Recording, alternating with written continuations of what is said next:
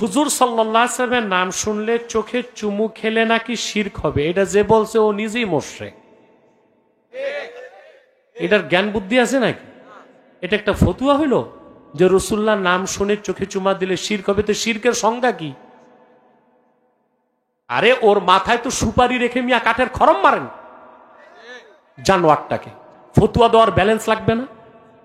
হ্যাঁ, আল্লাহর হাবিবের নাম শুনলে চোখে চুমা দেওয়া যাবে না এটা বলতে পারে সে, বা দেওয়ার পক্ষে দলিল নাই এতটুক বলতে পারে। শিরক হবে, শিরক কি যেন তেন বিষয়? শিরক কোনটা? আল্লাহর জাতে বা সিফাতে কাউকে শরীক করা। রাসূলুল্লাহর নাম শুনে চোখে চুমু খেলে এখানে তো শিরকের কিছু নাই, কুফরের কিছু নাই। এটাকে বড় জোর সে বলতে পারে হাদিসে নাই, আমি মানি না।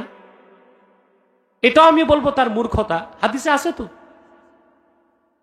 মারফু সূত্রে নাই, মাওকুফ সূত্রে আছে তো হাদিস। দ্বিতীয় কথা ভাই, কিছু কাজ করি আমরা আবেগে মহব্বতে। আবেগ মহব্বতের যে কাজের পক্ষে দলিল নাই, বিপক্ষে নিষেধ নাই, ওটা মুবাহ। ওটা কি? আর মুবাহ কাজে নেক নিয়ত থাকলে ওটা মুস্তাহাব হয়। আল্লাহর হাবিব মুহাম্মদ সাল্লাল্লাহু আলাইহি সাল্লামের নাম শুনে কেউ যদি চোখে চুমু খায়, এটা ফরজ না, ওয়াজিব না, সুন্নত না, কিন্তু এটা সম্পর্ক তাকওয়ার সাথে। কিসের সাথে? নেক নিয়তে করলে সে সওয়াবের ভাগীদার হবে। এই ফেতনাবাজ মৌলবীগুলি তো আমাদের বিভক্ত করে দিচ্ছে।